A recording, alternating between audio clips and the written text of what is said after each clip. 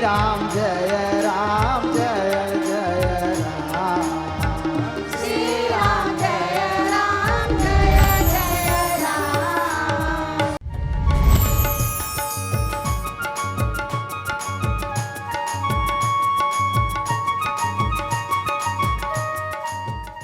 जय भवानी जय भवानी जय भवानी जय भवानी जय भवानी जय भवानी। हर हर महादेव हर हर महादेव हर हर महादेव हर हर महादेव। पापियों के नाश हो धर्म के प्रकाश हो, पापियों का नाश हो धर्म के प्रकाश हो। राम जी की सेना चली, श्री राम जी की सेना चली, राम जी की सेना चली, श्री राम जी की सेना चली। पाप अनाचार में घोर अंधकार में, पाप अनाचार में घोर अंधकार में एक नई ज्योति जली, एक नई ज्योति जली। राम जी की सेना चली, श्री राम जी की सेना चली। हर हर महादेव हर हर महादेव हर हर महादेव हर हर महादेव।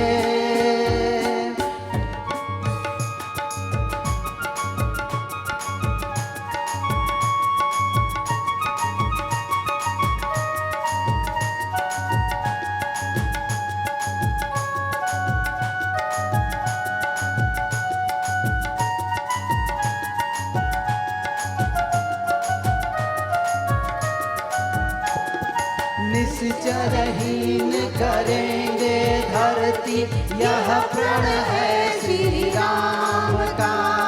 जब तक काम न पूर्ण होगा, नाम नहीं विश्राम का। उसे मिटाने चलेगी जिसका मंत्र वयम रक्षाम का। समय आ गया निकट राम और रावण के संग्राम का। समय महासंग्राम का। तीन लोक धन्य है, देवता प्रसन्न है। तीन लोक धन्य है, देवता प्रसन्न है। आज मनोकामना करी, आज मनोकामना करी। राम जी की सेना चली, श्री राम जी की सेना चली।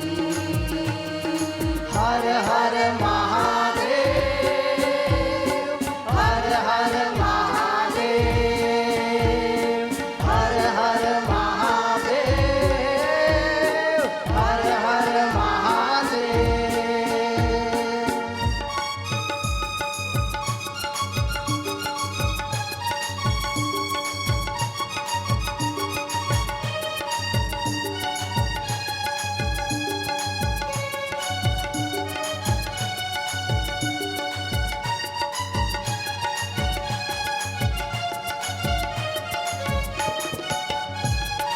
रामचंद्र जी के संग लक्ष्मण कर में लेकर बाण चले। लिए विजय विश्वास हृदय में, संग वीर हनुमान चले। सेना संग सुग्रीव नील नल अंगद छात्र तान चले। उसे बचाए कौन कि जिसका वध करने भगवान चले, वध करने भगवान चले। आगे रघुनाथ है, वीर साथ साथ है। आगे रघुनाथ है, वीर साथ साथ है। एक से एक बली, एक से एक बली। राम जी की सेना चली, श्री राम जी की सेना चली।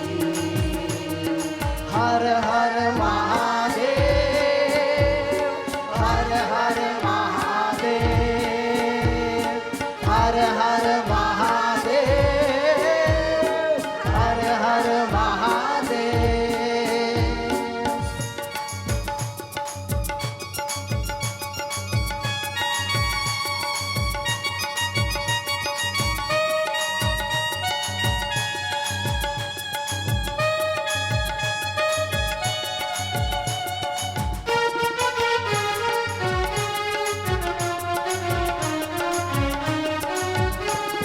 प्रभु लंका पर डेरा डाले, जब महासागर पार हो, तब हो सफल अभियान हमारा, सब सपना साकार हो।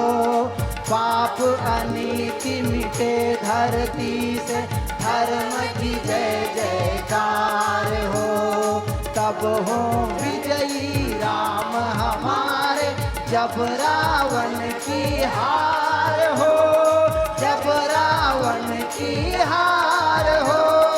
राम जी से आस है, राम से विश्वास है, राम जी से आस है, राम से विश्वास है। राम जी करेंगे भली, श्री राम जी करेंगे भली।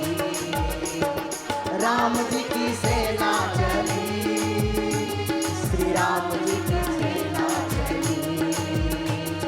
हर हर महादेव, हर हर महादेव, हर हर महादेव, हर हर महादेव।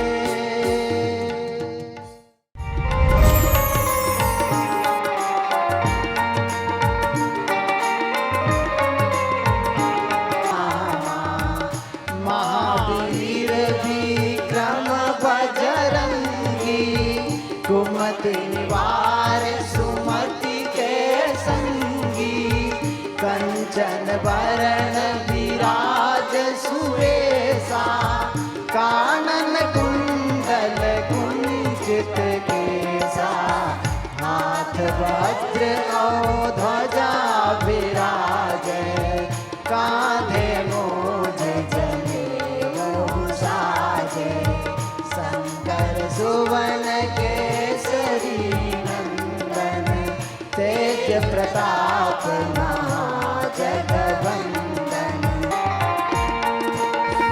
जम कुबेर दिगपाल जहाते, कवि कोविद कही सके कहाते।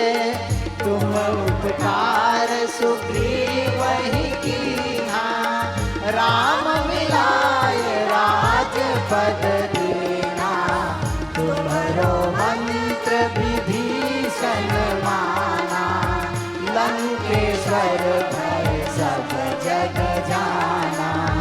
जुग सहस्त्र जो जन पर भानु, लीलो ताहि मधुर फल जानु।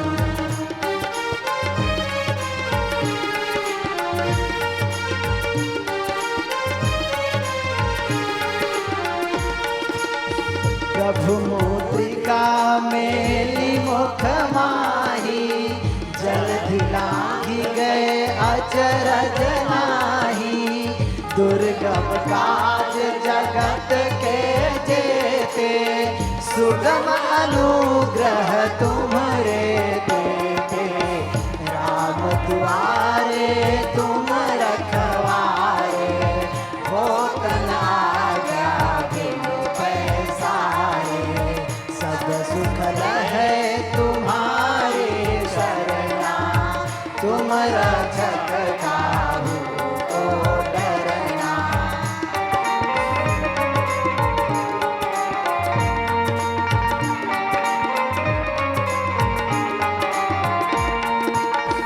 आपन तेज संहारो आपे, तीनों लोक हाँकते कापे, भूत पिशाच निकट नहीं आवे। महावीर जब नाम सुनावे, नासे रोग हरे सब पीरा। जपत निरंतर हनुमत धीरा, संकट ते हनुमान छुड़ावे। मन क्रम वचन ध्यान जो लावे।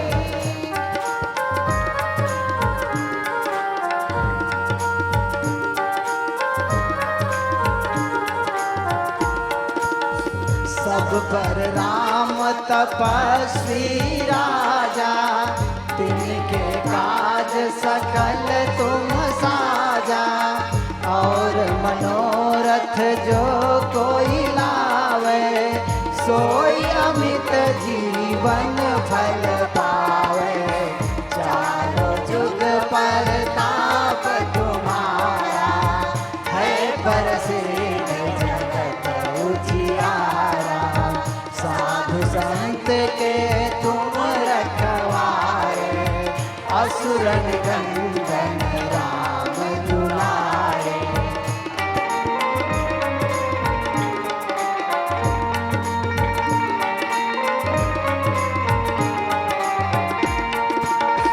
अष्ट सिद्धि नव निधि के दाता, असवर दीन जानकी माता। राम रसायन तुम्हारे पासा, सदा रहो रघुपति के दासा। तुम्हारे भजन राम को पावे, जन्म जन्म के दुख बिसरावे। अंत काल रघुबरपुर जाई, जहाँ जन्म हरि भक्त कहाई।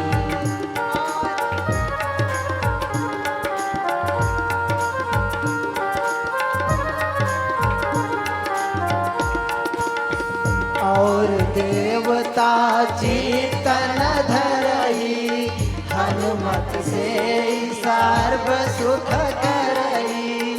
संकट कटे मिटे सब पीरा, जो सुमिरे हनुमत बलबीरा। जय जय जय हनुमान गोसाई, कृपा करहु गुरुदेव की नाई। जो सतबार पाठ कर कोई, छूटहि बंदी महासुख होई।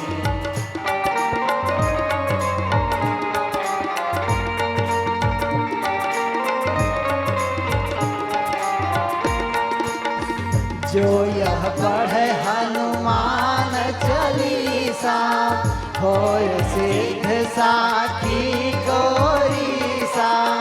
तुलसीदास सदा हरि चेरा, कीजनाथ हृदय मह डेरा।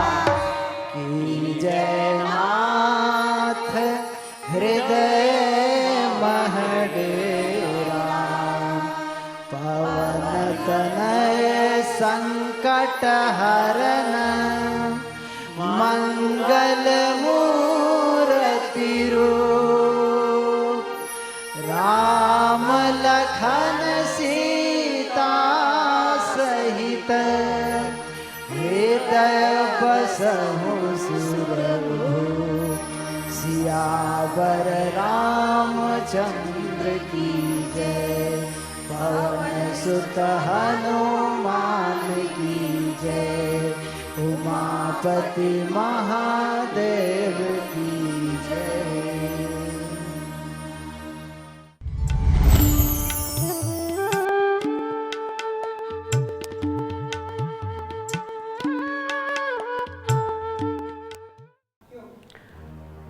नमस्ते सदा वत्सले मातृभूमे, त्वया हिन्दुभूमे सुखं वर्धितोऽहम्।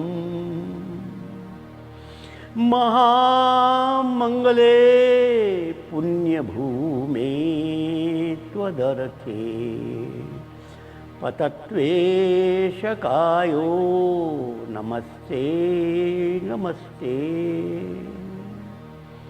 रत्नाकराधौतपदं हिमालयकिरीटिनीं ब्रह्मराजर्षिरत्नाढ्यां वन्दे भारतमातरम्। उत्तरं यत् समुद्रस्य हिमाद्रैश्चैव दक्षिणम् वर्षं तद् भारतं नाम भारतीयत संतति। प्रभो शक्तिमन् हिन्दुराष्ट्राङ्गभूता इमे सादरं त्वां नमामो वयम्।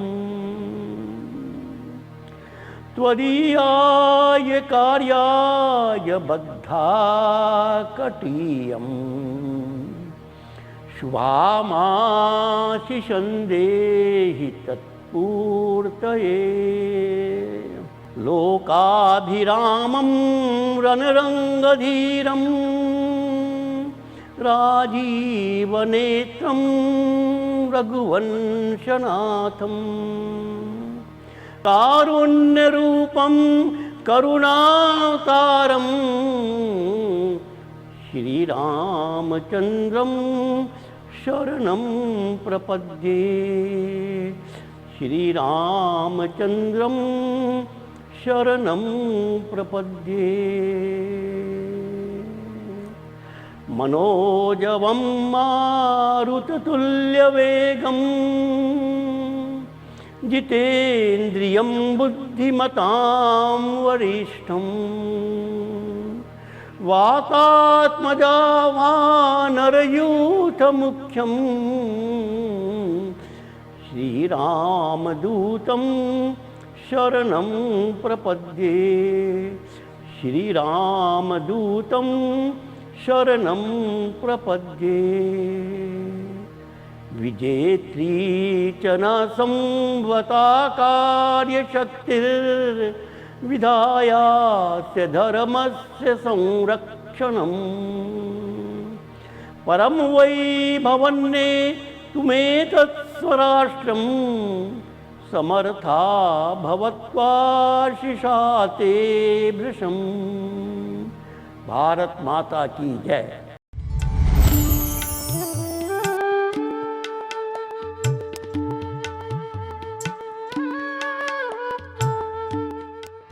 श्री राम जय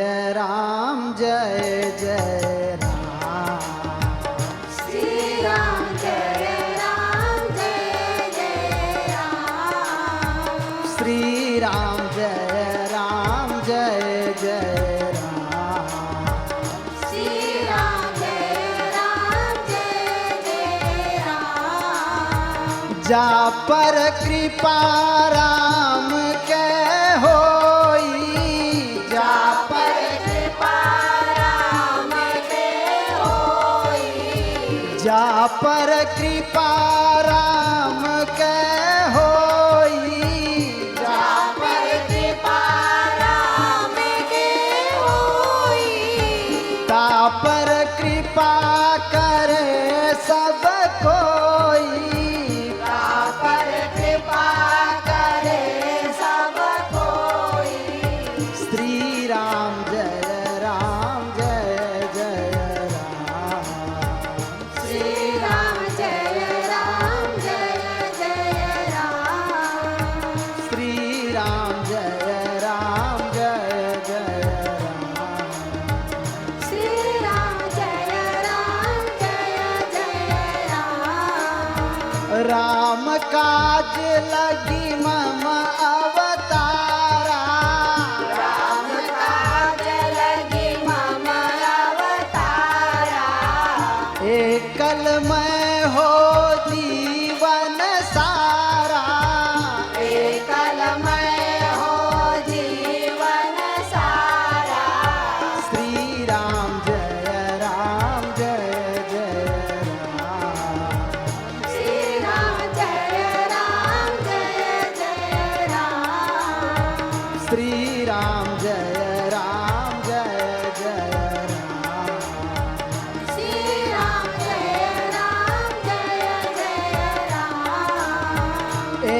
एकल सेवा धर्म हमारा, एकल सेवा धर्म हमारा, एकल पूजा कर्म हमारा, एकल पूजा कर्म हमारा।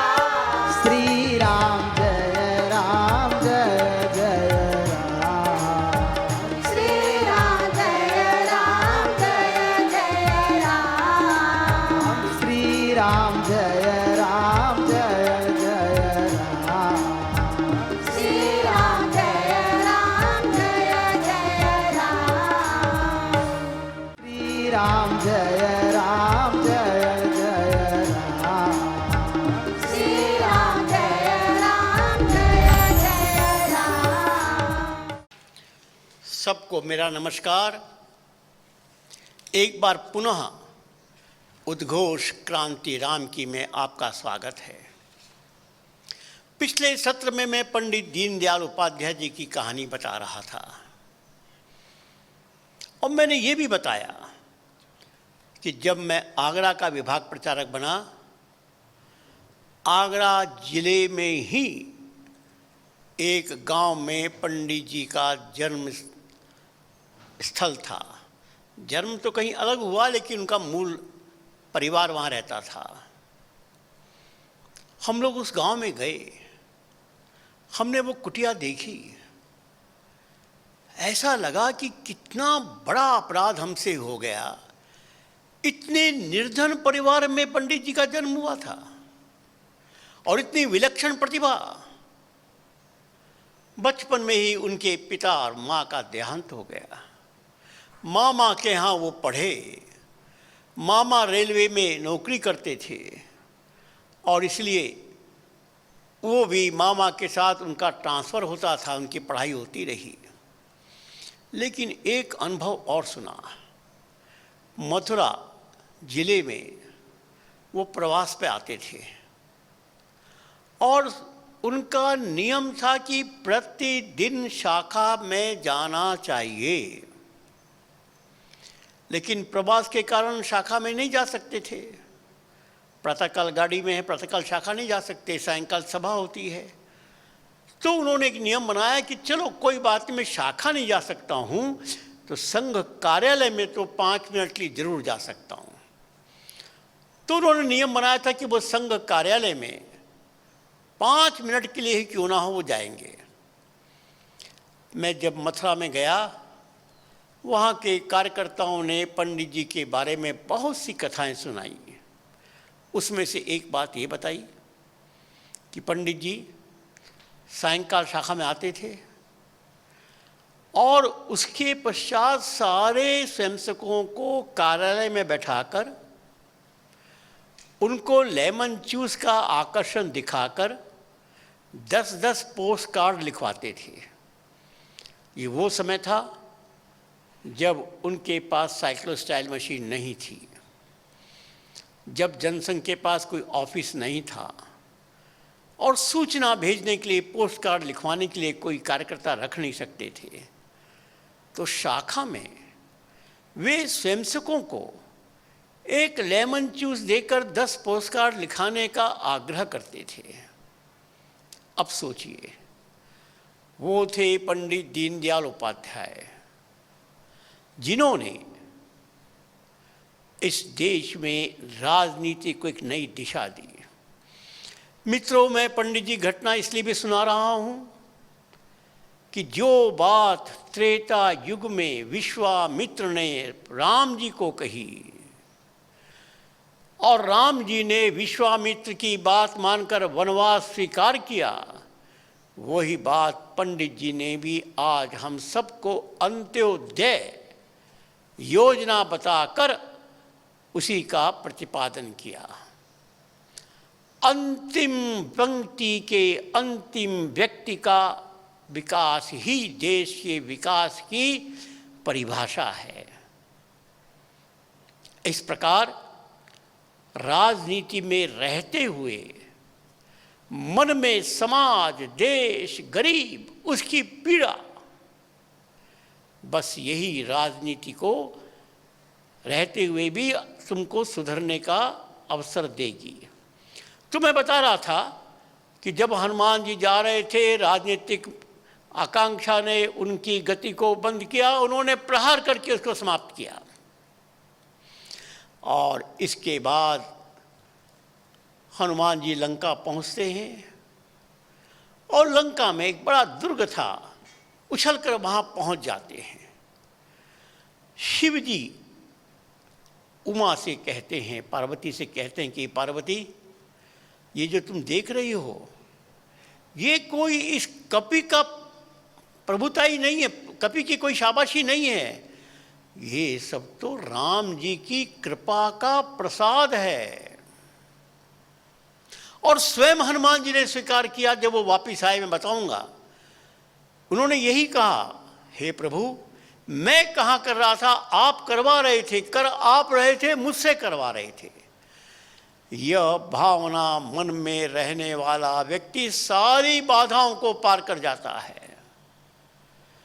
और यही एक विशेष बात है। एक और बात भी है, हनुमान जी को इन सारी बाधाओं में सफलता कैसे मिली? तो रामायण बताती है, जब हनुमान जी चले तो उन्होंने सबको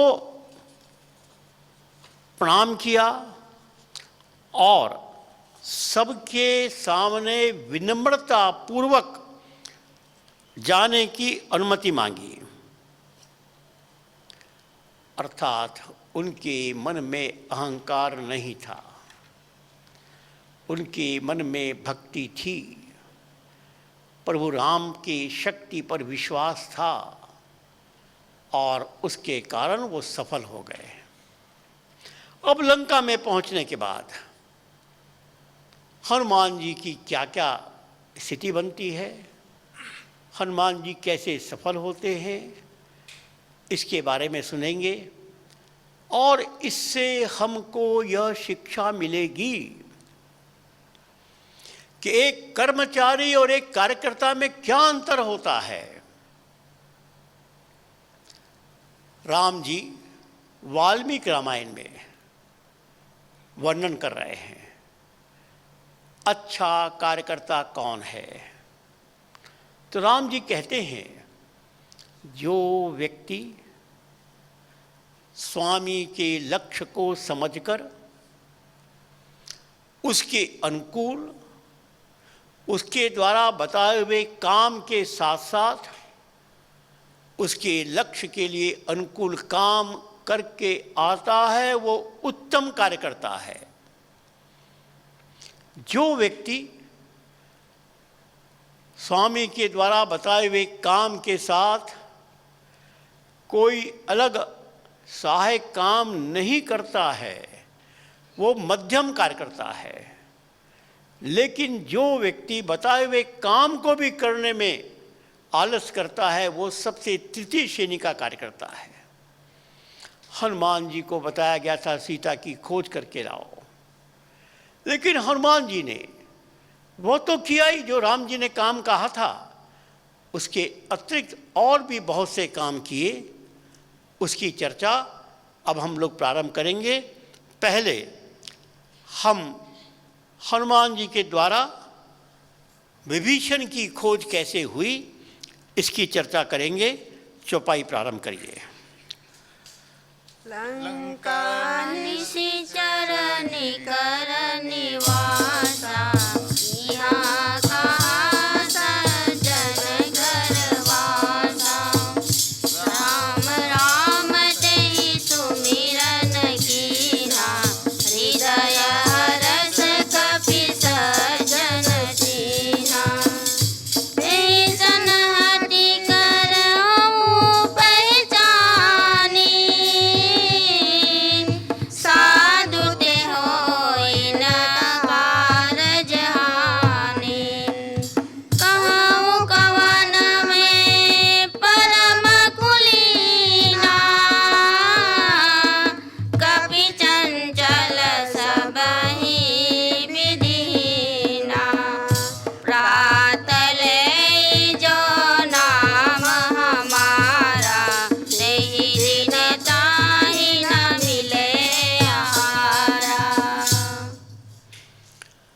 हनुमान जी ने सोचा कि सीता तो रावण के महल में ही होगी, इसलिए रात्रि के समय वो पहुँचे थे और रावण के महल में उन्होंने कमरे कमरे का दर्शन किए। कहीं सीता जी सरीखी साध्वी स्त्री के दर्शन नहीं हुए। वो निराश हो गए। प्रातःकाल हो गया और जो ही प्रातःकाल में वो चल रहे थे, उनको किसी एक कुटिया से राम राम का स्वर सुनाई दिया। हनुमान जी को बड़ा आश्चर्य हुआ कि इस राक्षसों की नगरी में राम राम कहने वाला व्यक्ति कौन है। तो वो उस घर में गए, देखा सामने एक तुलसी का पौधा भी है। उनको विश्वास था कोई सज्जन व्यक्ति है। इतने में ही विभीषण जी जग गए थे और जब हनुमान जी ने उनके दरवाजे को खटखटाया, विभीषण जी उसमें से निकले। विभीषण जी ने देखा एक साधु वेश का व्यक्ति, ब्राह्मण वेश का व्यक्ति सामने खड़ा है। तो विभीषण ने पूछा, आप कौन हैं? और हनुमान जी ने उनसे पूछा, आप और ये राम राम बोलने वाले, आप कौन हैं? दोनों ने अपने अपने परिचय दिए और जो ही विभीषण ने कहा कि मैं तो राम जी के चरण कमल में अपने को समर्पित करने वाला, इच्छा रखने वाला व्यक्ति हूँ, दुर्भाग्य से मैं रावण का छोटा भाई हूँ और इसलिए बहुत दुखी हूँ। और जो ही विभीषण जी ने कहा तो हनुमान जी को बड़ा आनंद हुआ। हनुमान जी ने बताया कि मैं भी रामदूत हूँ, मैं भी सीता की खोज करने आया हूँ। लेकिन अपने परिचय में एक और नई बात हुई। विभीषण ने कहा कि क्या प्रभु राम मुझको स्वीकार करेंगे, क्योंकि मैं तो सब प्रकार से अधम हूँ, गया बीता हूँ, राक्षस कुल में हूँ, रावण का भाई हूँ। तो हनुमान जी कहते हैं, विभीषण जी मैं कौन सा कुलीन हूँ, अरे मैं भी जाति का बंदर हूँ और केवल एक पेड़ से दूसरे पेड़ में उछलने कूदने के अलावा कुछ नहीं जानता हूँ। और मैं तो ऐसा हूँ कि जो सुबह बंदर के दर्शन कर ले या बंदर का नाम ले ले तो दिन भर उसको भोजन नहीं मिलता। मैं ऐसी जाति का हूँ। जब हनुमान जी ने कहा कि मेरे सरीखे व्यक्ति को प्रभु ने स्वीकार कर लिया, तो फिर आपको क्यों नहीं स्वीकार करेंगे। और फिर हनुमान जी ने कहा कि मुझे सीता की खोज के लिए भेजा है। विभीषण जी ने कहा कि सीता तो अशोक वाटिका में है और मेरी पत्नी, मेरी बेटी उनकी सारी देखभाल कर रही है। उन्होंने अशोक वाटिका का रास्ता बता दिया। और इसके पश्चात फिर हनुमान जी अशोक वाटिका पहुंचते हैं। अशोक वाटिका में जिस पेड़ के नीचे सीता जी बैठी थीं, उस पेड़ के ऊपर पत्तों में वो छुप जाते हैं, बहुत छोटा रूप धारण कर लेते हैं। और सीता जी की अवस्था देखकर मन में बहुत दया आती है, क्योंकि माँ सीता लगभग 1 वर्ष वहाँ बैठी है और सब प्रकार के कष्ट को सहन कर रही है। तो हनुमान जी सोचने लगे कि कैसे मैं अपना परिचय दूं, कैसे मैं जाऊं। ये सोच रहे थे, इतने में रावण आया। उनके साथ और भी कुछ रानियां आई, मंदोदरी भी आई, कुछ उनकी सेविकाएं आई। और रावण ने अपने स्वभाव के अनुसार सीता जी को मनाने की कोशिश की। एक ही बात तो रावण कह रहा था कि सीता तुम मुझको स्वीकार कर लो, मेरी पत्नी बन जाओ। मैं तुमको मंदोदरी से भी ऊपर बनाऊंगा, मंदोदरी से नीचे सब तुम्हारे सेवा करेंगे। सीता ने केवल मना ही नहीं किया, इतने क्रोध से उत्तर दिया, अरे पापी, तुम्हारे मन में ये विचार, राम जी तुमको दंड जरूर देंगे। ये सुनकर रावण को और गुस्सा आ गया और रावण ने तलवार निकाल ली। हे सीते, अभी तुम्हारे 2 टुकड़े करता हूं। मंदोदरी ने उसका हाथ पकड़ लिया। रावण गुस्से में वापस चला गया और कहा कि सीते, 1 महीने का नोटिस, 1 महीने में तुमने मेरी बात नहीं मानी तब मंदोदरी को साथ लेकर नहीं आऊंगा, तुम्हारे 2 टुकड़े कर दूंगा। अब प्रश्न उठता है कि हनुमान जी सब देख रहे हैं, जिस मां सीता को लेने के लिए, समाचार लेने के लिए वो आए थे, उसके ऊपर रावण का ये अत्याचार हनुमान जी अपनी आंखों से देख रहे हैं, लेकिन हनुमान जी चुपचाप सहन भी कर रहे हैं। प्रश्न उठता है, हनुमान जी चाहते तो कूद कर निकल आते और रावण के 2 टुकड़े वहां कर देते। हनुमान जी ने क्यों नहीं किया? लोग उत्तर देते कि हनुमान जी को इसका आदेश नहीं था, हनुमान जी को राम जी की आज्ञा थी केवल सीता की खोज करने का। तो मेरा दूसरा प्रश्न है कि राम जी ने तो केवल सीता की खोज करने के लिए कहा था, लंका जलाने के लिए किसने कहा था? जंगल उजाड़ने के लिए, अशोक वाटिका उजाड़ने के लिए किसने कहा था? अक्षय कुमार को मारने के लिए किसने कहा था? रावण के दरबार में जाने के लिए किसने कहा था? ये सब काम हनुमान जी ने बिना राम जी की आज्ञा की किया कि नहीं किया? हाँ किया। तो फिर रावण को क्यों नहीं मारा? मित्रों, हनुमान जी की बुद्धिमत्ता की पराकाष्ठा है। हनुमान जी जानते थे कि राम जी रावण को मारने नहीं आए हैं, इस देश में राम राज स्थापित करने आए हैं। और राम राज स्थापित होता है जब लाखों लोगों का बलिदान होता है, जब लाखों लोग त्याग करते हैं। मैं यदि रावण को मारूंगा तो रावण मर जाएगा, रामराज नहीं आएगा। इसलिए हनुमान जी चुपचाप रहे। रावण चला गया। अब हनुमान जी ने सबसे पहले जो मुद्रिका उनके हाथ में थी उसको सीता माँ के पास ऊपर से डाला। मुद्रिका को देखते ही माँ सीता अचंभित हो गई। अरे, ये तो भगवान राम के, भगवान के हाथ की मुद्रिका है, उसमें राम लिखा हुआ है। वो तो पहचान गई, ये यहाँ कैसे? वो इधर उधर देखने लगी और हनुमान जी पर बैठकर राम राम राम राम, श्री राम जय जय राम बोलने लगे। अरे कौन है यहाँ पर? अरे तुम कौन हो? आओ मेरे सामने आओ, तुम राम राम बोलने वाले कौन हो? हनुमान जी कूद कर आ गए और प्रणाम किया। माँ, मैं तुम्हारा बेटा हूँ, रामदूत हूँ, मेरा नाम हनुमान है। प्रभु ने तुम्हारे समाचार लेने के लिए भेजा।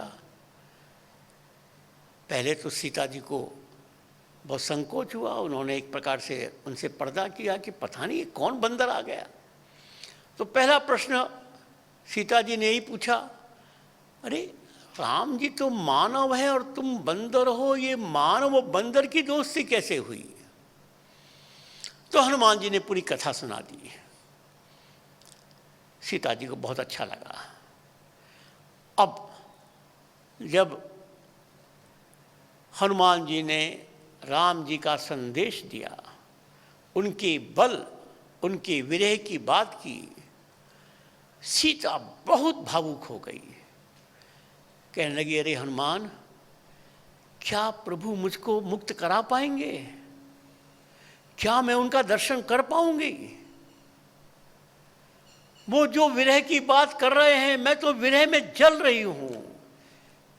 और 1 महीने का नोटिस तुमने सुन लिया, 1 महीने में क्या वो मुझको मुक्त करा पाएंगे? हनुमान ने कहा, अरे माँ, क्यों चिंता कर रहे हो? राम जी के सेना में इतने बड़े बड़े वीर हैं कि रावण की सारी सेना को चकनाचूर कर देंगे। क्या कह रहे हो हनुमान? तुम्हारी तरह का बंदर। जो ही सीता जी के मन में संदेह निर्माण हुआ, तुम्हारी तरह बंदर, हनुमान जी ने अपना विराट रूप दिखाया। सीता जी को विश्वास हो गया। अब देखो, हम भी एकल अभियान में ये कहते हैं कि सूक्ष्म रूप धरि से ही दिखावा। प्रारंभ में मां सीता अर्थात ग्रामवासी, प्रकृति की संतान, उनकी सेवा करने के लिए सूक्ष्म रूप में ही हमको जाना होगा। उनके सामने हमको विनम्रता पूर्वक सेवा करनी होगी। लेकिन जब गांव के लोग पूछेंगे, अरे तुम्हारे एकल अभियान से क्या ये दुष्ट रावण, वो 10 सिर वाला रावण जो हमारा शोषण कर रहा है, ये जंगल जमीन जानवर का दुश्मन रावण, ये सामाजिक राजनीतिक आर्थिक शोषण करने वाले रावण, तब एकल अभियान अपने विराट रूप को दिखाता है। अरे एकल अभियान वही नहीं है जो तुम अपने गांव में देख रहे हो, एक आचार्य और 30 बच्चों को पढ़ा रहा है। एकल अभियान का ये विराट रूप 4 लाख गांव में 15-16 लाख हमारे कार्यकर्ता, सारे देश और दुनिया के हर नगर में हमारे कार्यकर्ता इस विराट रूप को देखकर ही गांव वाले विश्वास करेंगे, गांव की सीता विश्वास करेगी। फिर हनुमान जी ने कहा कि मां मुझे भूख लगी है और तुम्हारी अनुमति हो तो मैं कुछ फल खा लूं। सीता ने कहा तुम करोगे, लेकिन इसकी रक्षा तो बड़े बड़े शूरवीर कर रहे हैं, तुम कैसे कर पाओगे?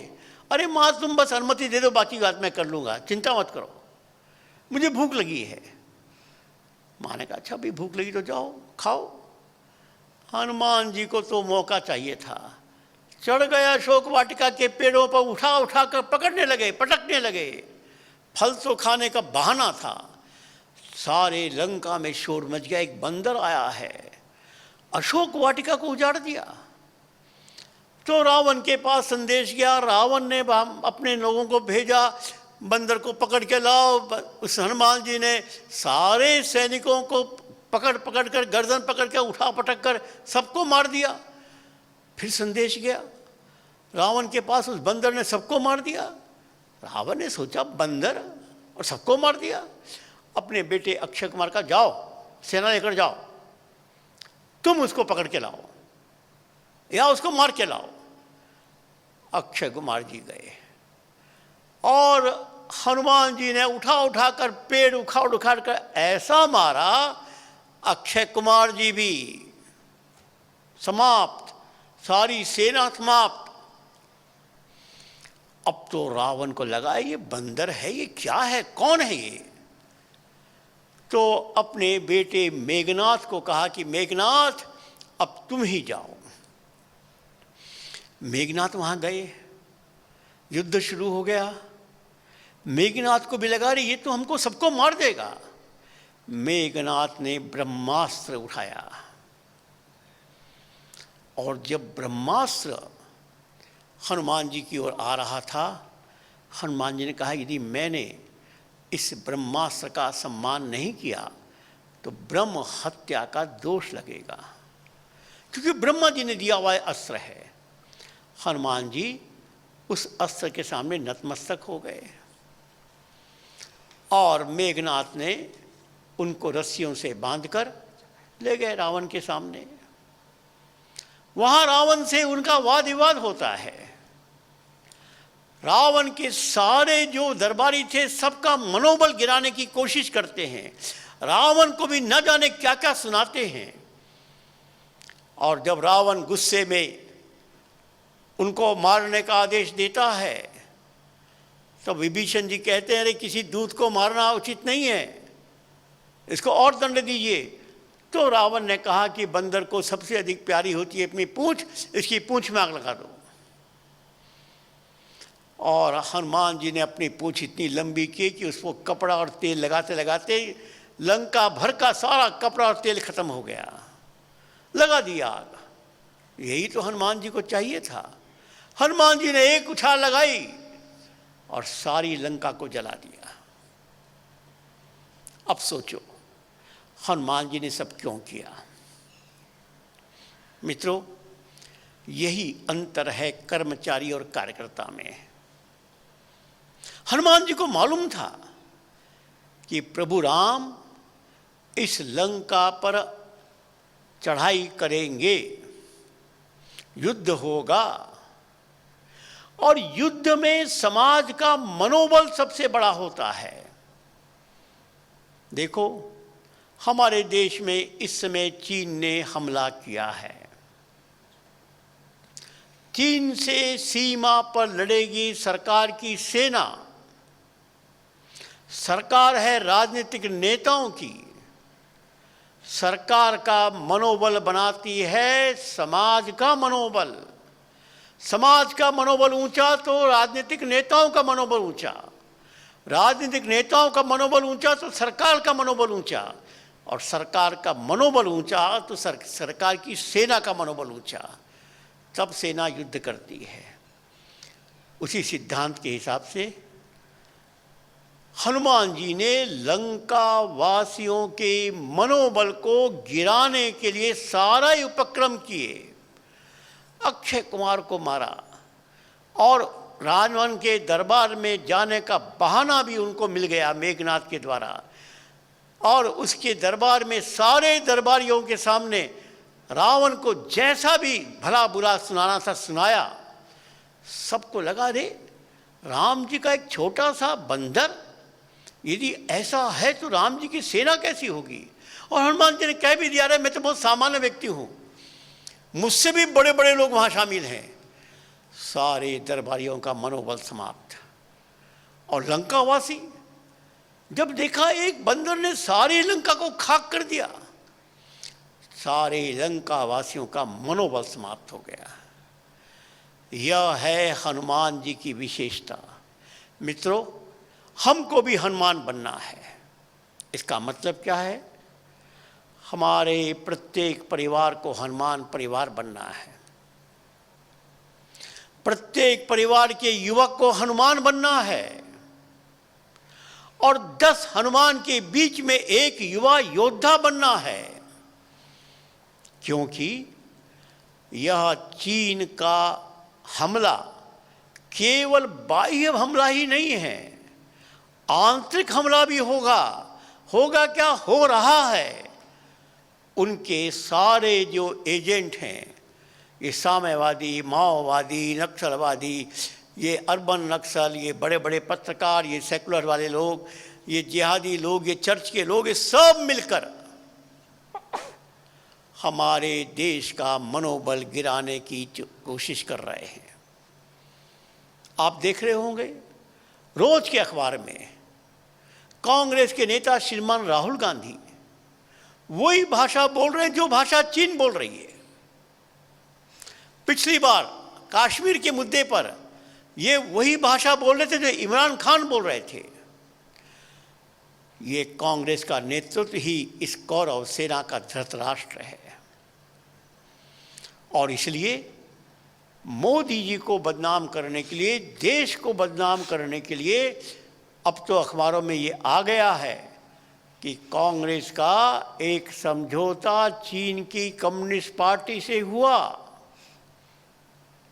और चीन के दूतावास से कांग्रेस को बहुत बड़ा धन मिलता है। राजीव गांधी फाउंडेशन के दानदाताओं में उनकी नाम प्रकाशित हो चुके हैं। और जब हमारे देश पर संकट था तब कांग्रेस के नेता राहुल जी चीन के एम्बेसी में जाकर उनसे बात कर रहे थे। अर्थात यह जो चीन के समर्थक देश के अंदर देश के दुश्मन हैं, इनसे हमको लड़ना है। और हमको लड़ना माने, हम माने कौन? हनुमान परिवार, 10 करोड़ हनुमान परिवार, 8 करोड़ गांव में, 2 करोड़ शबरी बस्ती में, और हर हनुमान परिवार का एक युवक या युवती हनुमान बनकर ये आंतरिक दुनिया देश के दुश्मनों पर प्रहार करेंगे। अब ये प्रहार कोई शस्त्र का नहीं होगा, ये प्रहार तो समाचारों का होगा। और समाचार का कुरुक्षेत्र बना है सोशल मीडिया। सोशल मीडिया पर सब नौजवानों को सक्रिय होने का मैं आह्वान कर रहा हूं। फेसबुक, यूट्यूब, ट्विटर, इंस्टाग्राम, सब में यह कौरव सेना छाई हुई है। इसको जवाब देने वाले लोग वहाँ बहुत कम हैं। और दुर्भाग्य सारे युवा सोशल मीडिया में इन कौरव सेना से प्रभावित होकर उनका मनोबल कमज़ोर हो रहा है। इसलिए हमको इस युद्ध को जीतने के लिए इस कुरुक्षेत्र पर हावी होना पड़ेगा। हिंदुस्तान के लोगों का मनोबल ऊंचा करना पड़ेगा। ये मनोबल ही किसी भी देश में संकट की सबसे बड़ी ताकत होती है। अब देखो, राम जी की एक विशेषता और, राम जी ने लंका पर आक्रमण करने के पहले लंका के राजमहल में अपने समर्थक बना लिए थे। रावण की पत्नी मंदोदरी रावण को समझा रही है, सीता को वापस करो। मंदोदरी के पिता रावण को समझा रहे हैं, सीता को वापस करो। और एक त्रिजटा नामक राक्षसी जो सीता की देखभाल करने वाले दल की प्रमुख थी, वो त्रिजटा भी सपने में देख रही है, अपने लोगों को बता रही है, मैंने कल सपना देखा था, एक बंदर आएगा, सारी लंका को जलाएगा। अर्थात ये होती है कूटनीति। दुश्मन पर हमला करने के पहले दुश्मन के सारे साथियों को अपना समर्थक बनाओ। विभीषण को तो राम जी ने अपना साथी बना ही लिया, लेकिन रावण के परिवार में भी अपने समर्थक बनाए, रावण के कर्मचारियों में भी अपने समर्थक बनाए। तब राम जी वहाँ पर विजय प्राप्त करते हैं। अब हम सुनेंगे कि लंका से वापस आने के बाद राम जी और हनुमान जी की जो भेंट होती है, उस समय हनुमान जी क्या बोलते हैं और राम जी का व्यवहार कैसा होता है, यह हम अब सुनेंगे। चलिए चौपाइयाँ बोलिए। प्रीति सहित सब भेंटे, रघुपति करुणा पुंज, पूंजी कुशल नाथ कुशल देखी पद कंज, कुशल देखी पद कंज।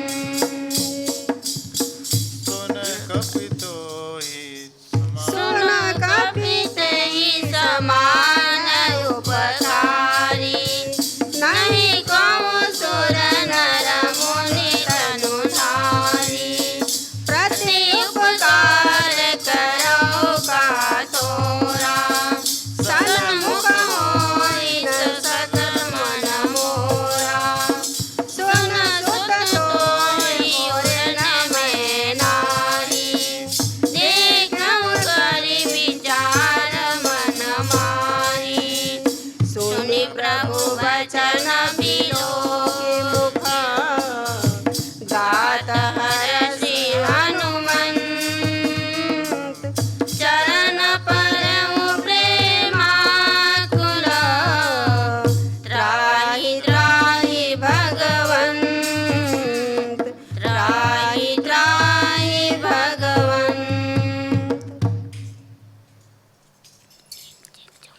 हनुमान जी वापिस आए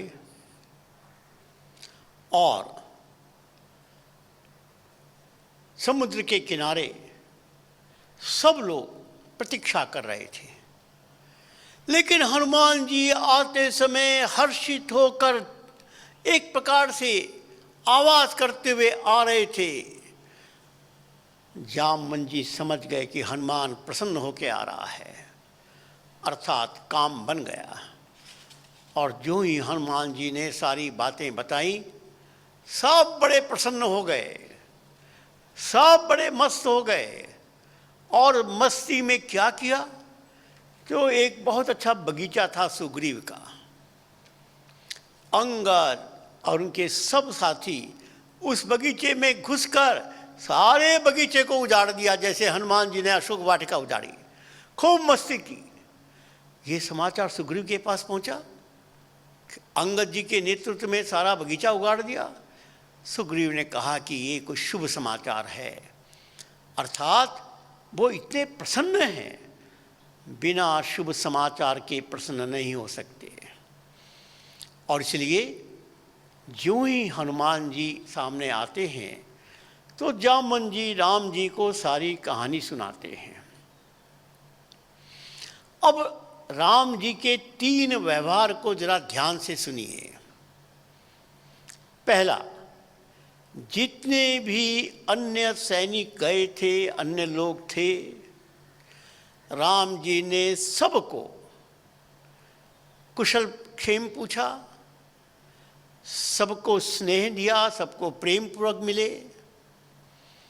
अब जब हनुमान की बारी आई तो राम जी वाल्मीकि रामायण में कहते हैं, हनुमान तुमको देने के लिए मेरे पास कुछ नहीं है, केवल एक ही है, आलिंगन।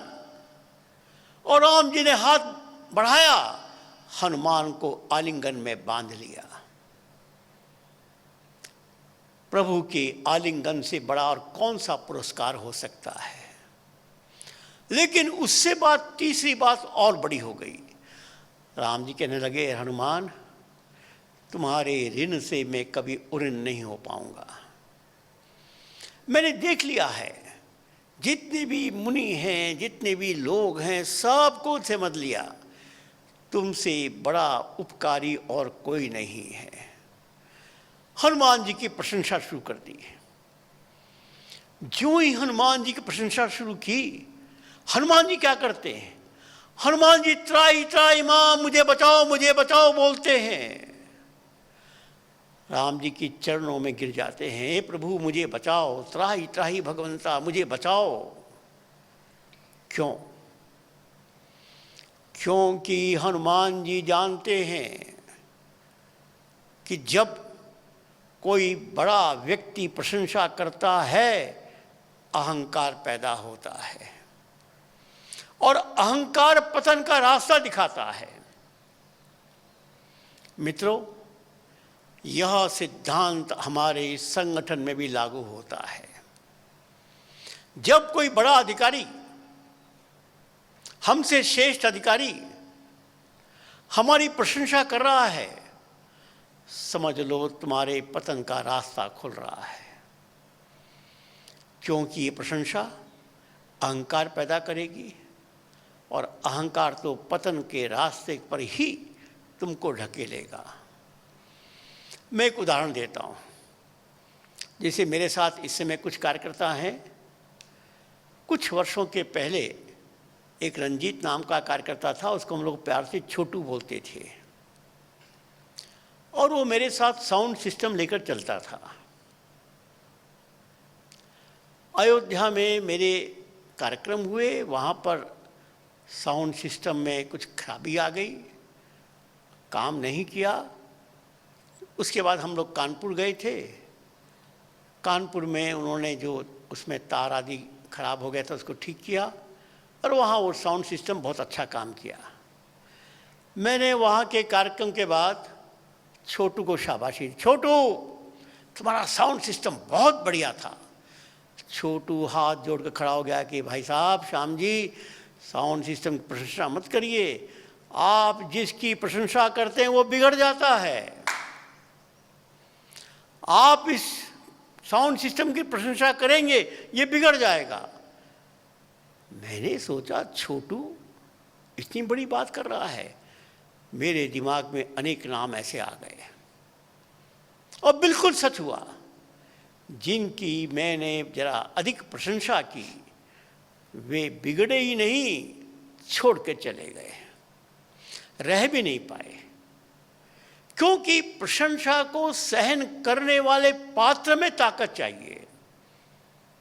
हनुमान जी में थी, वो पात्रता थी, लेकिन हनुमान जी भी भगवान से कह रहे हैं, भगवान हे प्रभु मुझको बचाओ, इस प्रशंसा से मुझको बचाओ। सच तो बात यह है, सो सब तब प्रताप रघुराई, नाथ ना कछु मोर प्रभुताई।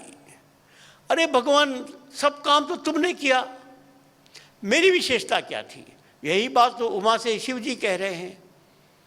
अर्थात काम करते हुए हमको अहंकार न आए, इसकी चिंता हम सबको करनी होगी। मैं भी अपना एक उदाहरण देता हूँ। मैं जब सबसे पहले अमेरिका गया तो स्वाभाविक है कि एकल के बारे में बड़ी प्रशंसा होती थी। अच्छे अच्छे बड़े बड़े कार्यक्रम होते थे, बहुत लोग आते थे और मेरे परिचय में प्रशंसा की जाती थी। मुझे भी डर लगता था इस प्रशंसा से मेरा भी दिमाग खराब होता है, क्योंकि 3 महीने में था अमेरिका में, रोज़ अपनी प्रशंसा सुनना है, कैसे बचा जाए। कोई उपाय ध्यान में नहीं आ रहा था। एक उपाय किया, जब प्रशंसा का परिचय होता था मैं आंख बंद करके अपना ध्यान उस समय ले जाता था, उस समय की ओर ले जाता था जब मेरे साथ देने वाला कोई नहीं था। वो संकट के काल में याद करता था। उनकी प्रशंसा के स्वर मेरे कान से टकराकर वापस चले जाते थे और मैं सुरक्षित चला आया। यदि मैंने अपना ध्यान नहीं बटाया होता, उनकी प्रशंसा की बात मेरे कान के द्वारा मेरे मस्तिष्क में प्रवेश कर जाती, शायद मैं भी बिगड़ जाता। इसलिए मित्रों, इस अहंकार रूपी दुश्मन से बचकर रहो। यही बात हनुमान जी हमको बता रहे हैं। अब एक और प्रसंग करके ये सत्र हम लोग पूरा करेंगे। हनुमान जी को एक और बड़ा काम दिया, संजीवनी लाने का। हम सबको मालूम है कि मेघनाथ के शक्तिवान से लक्ष्मण जी मूर्छित हो गए और लक्ष्मण जी की मूर्छा को दूर करने के लिए उपाय एक ही था, और वो उपाय था कि लंका के एक वैद्य थे सुषेण नाम के, उस वैद्य को लाया गया जामवन जी कहने पर। उस वैद्य जी ने इनको बताया कि इसकी दवाई तो हिमालय में संजीवनी नाम की दवाई है, उसको जो ले आएगा तभी इसका प्राण बचेगा, प्रातः काल तक वो आनी चाहिए। अगले सत्र में हम इस कहानी को सुनेंगे। यहीं पर हम लोग रुकते हैं। सबको नमस्कार, धन्यवाद।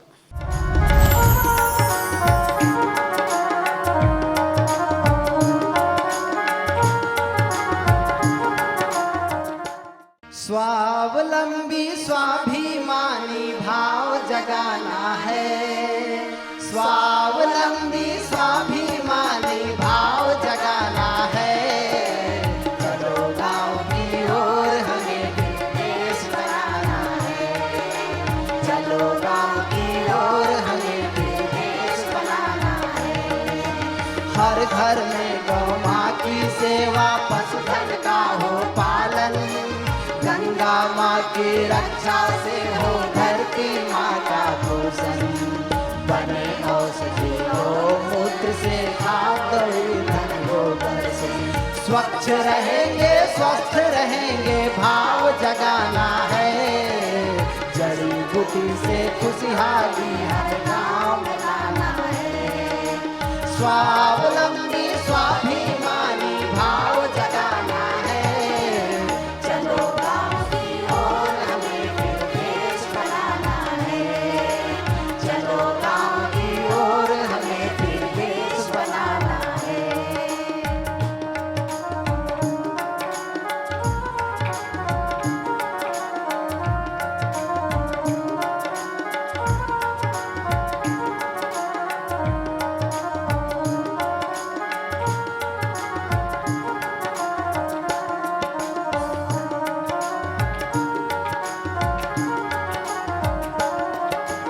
गाँव में होगी जैविक खेती, जमीन के नीचे पानी, अनाज सब्जी फूल और फल से सजेगी धरती रानी।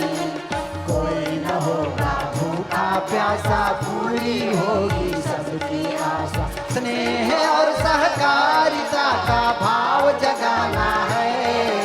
कृषि आधारित समृद्धि हम गाँव में लाना है। स्वावलंबी स्वाभिमानी भाव जगाना है। चलो गाँव की ओर हमें फिर देश बनाना है। चलो गाँव की ओर हमें फिर देश बनाना है।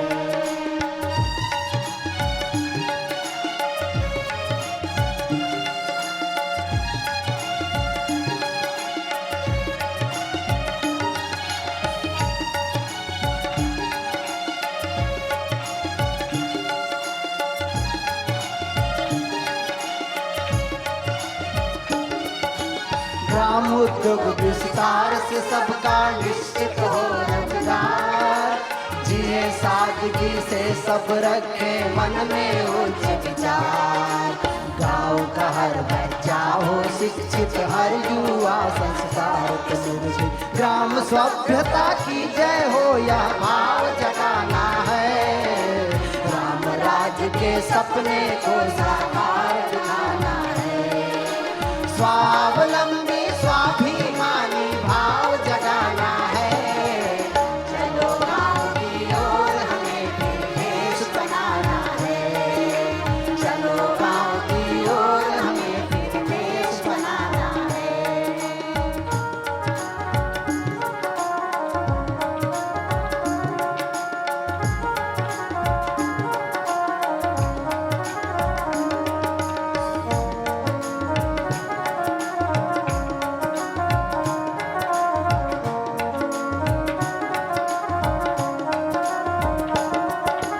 ग्राम नगर वन के वासी सब भारत के संतान।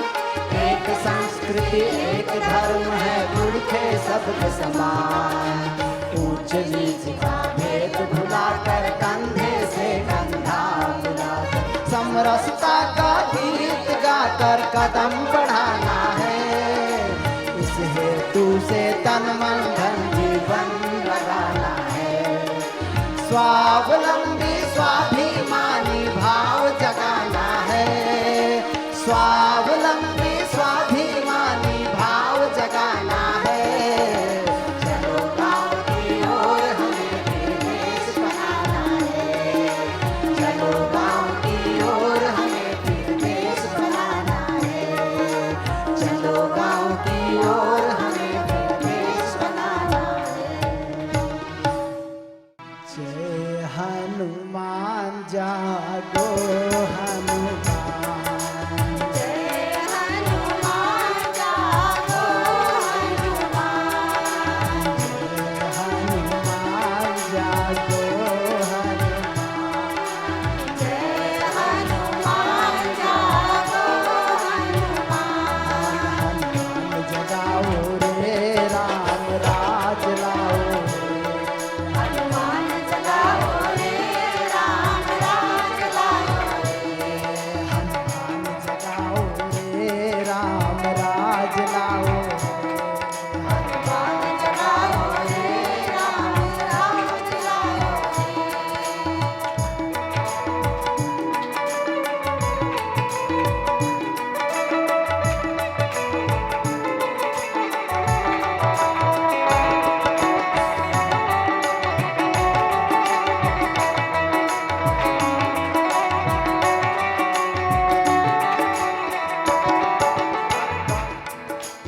गांव की सीता नारी है, रावण का हमला जारी है। हर गाँव सीता नारी है, रावण का हमला जारी है। दुश्मन का पलड़ा भारी है, भारत माता ही पुकारी है। दुश्मन का पलड़ा भारी है, भारत माता ही पुकारी है। हनुमान जगाओ रे, राम राज लाओ रे। हनुमान जगाओ रे, राम राज लाओ रे। हनुमान जगाओ रे, राम राज लाओ रे। हनुमान जगाओ रे, राम राज लाओ रे।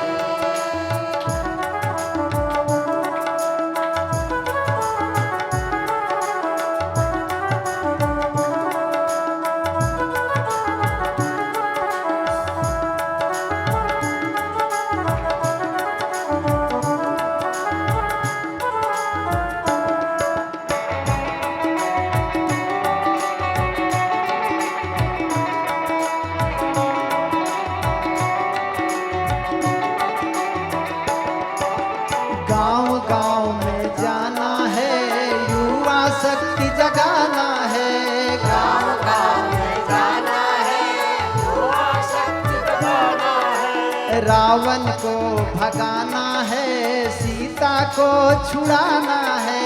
रावण को भगाना है, सीता को छुड़ाना है। हनुमान जगाओ रे, राम राज लाओ रे।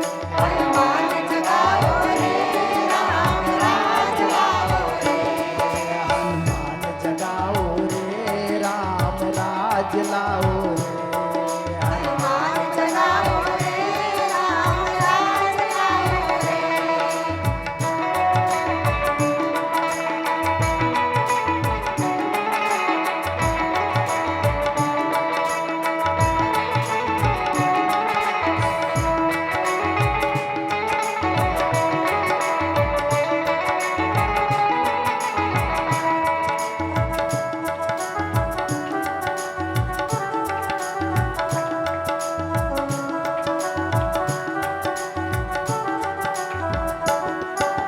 राम जीवन में जाते हैं, हनुमान को गले लगाते हैं। राम जीवन में जाते हैं, हनुमान को गले लगाते हैं। सीता को वापस लाते हैं, अवध को सुखी बनाते हैं। सीता को वापस लाते हैं, अवध को सुखी बनाते हैं। हनुमान जगाओ रे, राम राज लाओ रे।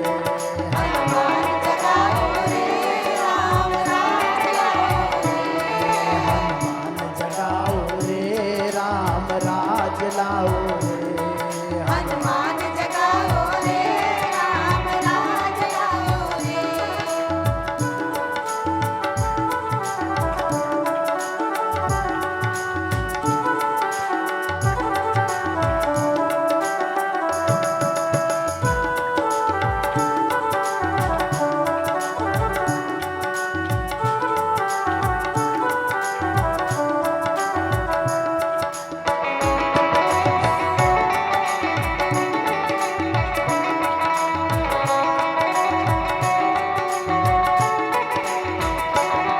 हनुमान हम जगाएंगे, राम राज को लाएंगे। हनुमान हम जगाएंगे, राम राज को लाएंगे। हनुमान हम जगाएंगे, राम राज को लाएंगे। हनुमान हम जगाएंगे, राम राज को लाएंगे।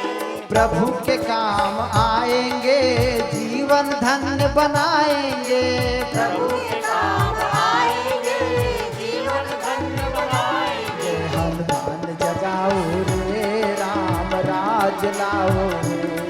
हनुमान जगाओ रे, राम राज लाओ रे। हनुमान जगाओ रे, राम राज लाओ रे।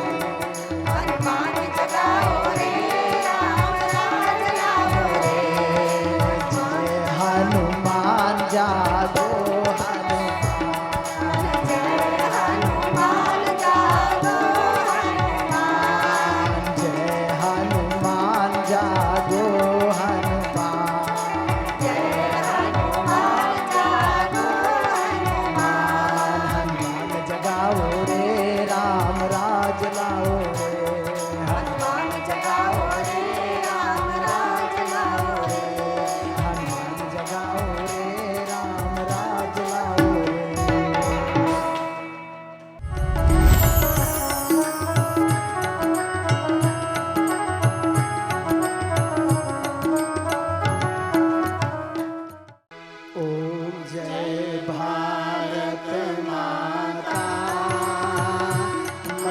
जय।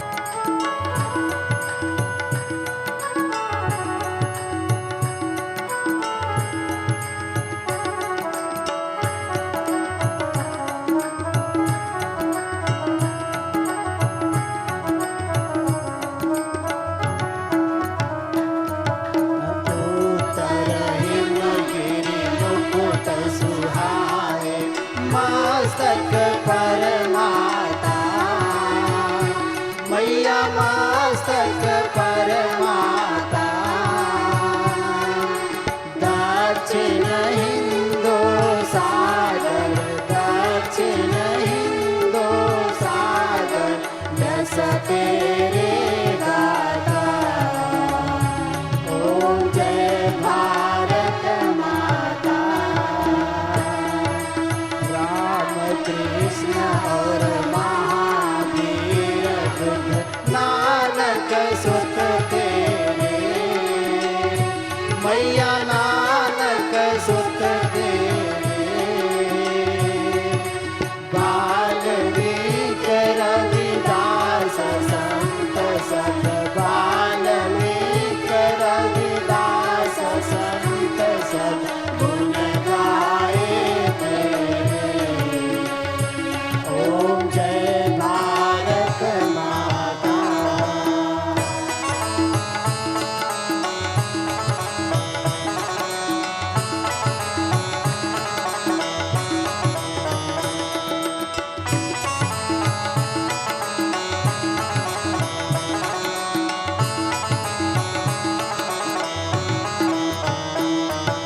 वैदिक बौद्ध जैन और सिख हैं।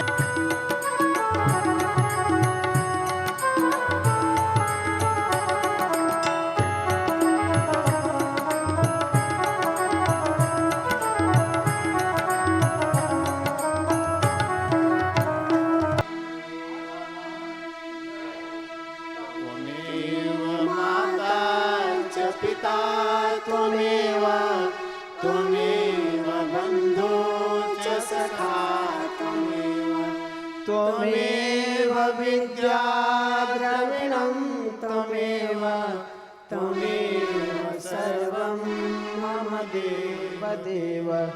ॐ अस्तु मा सद्गमय, तमसो मा ज्योतिर्गमय, मृत्युर्मामृतं गमय। सर्वे भवन्तु सुखिनः, सर्वे सन्तु निरामया, सर्वे भद्राणि पश्यन्तु, मा कश्चित् दुःखभाग् भवेत्। ॐ सङ्गच्छध्वं संवदध्वं शम्भो मनांसि जानतां, देवाभागं यथा पूर्वे संजानाना उपासते। ॐ पूर्णमदः पूर्णमिदं पूर्णात् पूर्णमुदच्यते, पूर्णस्य पूर्णमादाय पूर्णमेवावशिष्यते। ॐ शांति शांति शांति। सच्चिदानंद भगवान की जय। भारत माता की जय। गौ माता की जय। गंगा माता की जय। श्री राम जन्मभूमि की जय। श्री कृष्ण जन्मभूमि की जय। काशी विश्वनाथ की जय। पवन सुत हनुमान की जय। बोलो भाई सब संतों की जय। बोलो भाई सब भक्तों की जय। हनुमान परिवार बनाएंगे, दुश्मन से देश बचाएंगे। हनुमान परिवार बनाएंगे, दुश्मन से देश बचाएंगे।